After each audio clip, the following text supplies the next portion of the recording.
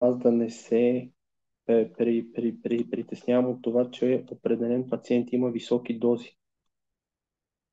Ето сега, например, може да видиш антителата в твоя случай.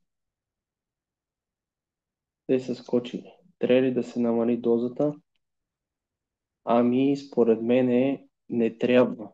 Въпреки, че е висока,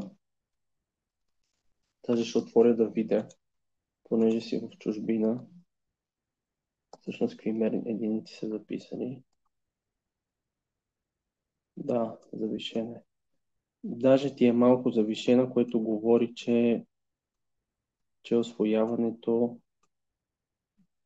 не е толкова добро, въпреки, че взимаш форма, която се освоява още в устата. Тоест, това е един начин, който гарантира по-високо освояване, защото много от пациентите с автоимунни заболявания, както е болест на Хашимото, всъщност започват да имат проблеми с храносмилането или имат проблеми с храносмилането и идеята е там, че те имат понижено усвояване на витамини, на минерали и на други хранителни вещества. Което всъщност смятай при тебе, щом си го взимал отново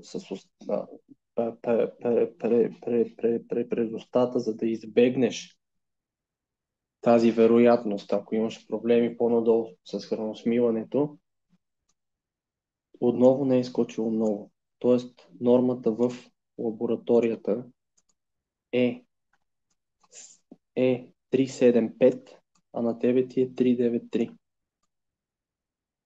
което говори, че е недостатъчно.